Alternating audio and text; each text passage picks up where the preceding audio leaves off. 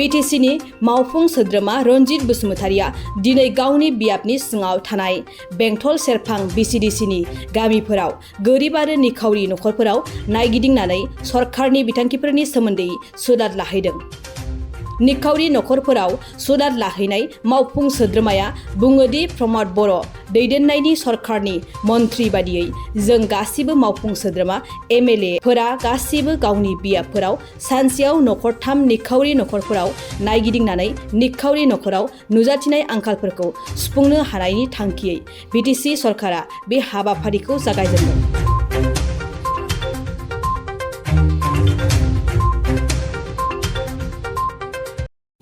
जोंनि जा मन्त्र बे मन्त्रआ गोरिबनि नखराव BTR सरकार बे जोंनि प्रमद बर' बिथांनि दैदेननायावहाय जोंनि जा BTR सरकारनि साफ्रोमबो EM GM आरो मा होनो जोंनि MLA फ्रा गामि गामि थांनानै सानसेयाव नखरथामनिफ्राय नखरबा गोरिबफोरनि गेजेराव बयनिख्रुइ गोरिबसिन नखरखौ जोङो हान्थिदों आरो बे हान्थिनायनि गुबै थांखियानो जादों जोंनि बै गोरिब नखरफोरा माबोरै जिउ खांगासिनो दङ।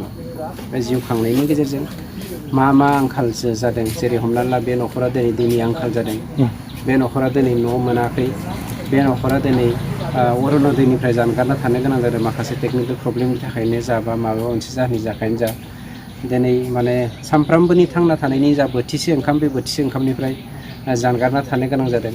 बेफोर गासै जेंनाफोरखौ जों शेयार खालामलायनानै माबोरै सुफुंनो हागोन बे थांखिजोंनो जोंनि जा गुबै मन्त्र गोरिबनि नखराव BTR सरकारनि हाबाफारिखौ जों जागायदों। सार एखमबा सरकारि आसनिखौ नेयोबा एसे गोबावबो जायो, बेखौ थाब माबा मोनसे खालामनायनि हमनानै ला जोंहा जेनेबा PMYGनि खोन्था PMYGखौ जोङो हरखाब बानायनो हाया। बेवहाय जिअ'टेक खालामनांगौ दं, बायदिसिना दं। जिअ'टेक खालामखांनायनि उनाव सिलेक्ट जानायनि उनाव 90 दिननि गेजेराव न' लुनांगौ। खिन्थु बेफोरबायदि गालगाबनि गेजेराव थानानै 90 दिनखौ नेनायाबो बबेबा जायगायावहाय खोब गोब्राब। बेनिखायनो जोंहा गभर्नमेन्टआव माखासे इमारजेन्सि फान्ड दङ। फान्ड होननानै जों बुङा, इन्सट्रुमेन्टफोर दङ जों बुस्थुफोर जेरै जोंहा थिं रेडि थायो। बे थिंफोरखौ जोङो बबे मस्ट इम्पर्टेन्ट गोनांथार बे जायगायावहाय जों होनायनि राहा लामाखौ लागोन आरो बेफोरनो जों हाथारिखौ जों सुख'लांनो थाखाय नाजाबाय थागोन।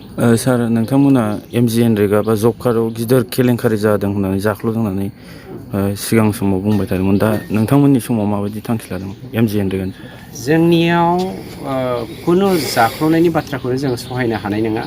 दासिम जोंना MGNरेगानि खामानिया दासो स्टार्ट जादों आरो बेवहाय जाख्ल'नायनि बाथ्रायानो फैनो हाखाया। आरो नोंथांमोननि मिडियाखौ जोङो सांग्रां जानो खावलायदों। समाजाव जाख्ल'नाया जोबस्रांनाय बायदि जों बेखौ खामानि मावनांगोन।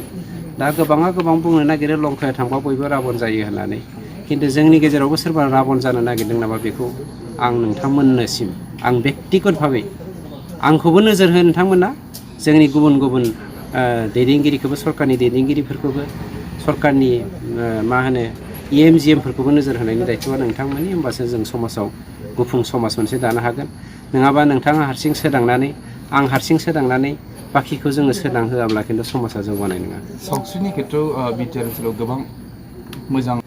सावस्रिनि बेलायाव जोङो गिबियाव प्रमद बर' बिथांखौ जोङो मान होनांगोन, एप्रिसियेट खालामनांगोन। जोंनि सरकारा बावैसो मोनसे कम्पानिजों टाइ आप खालामदों।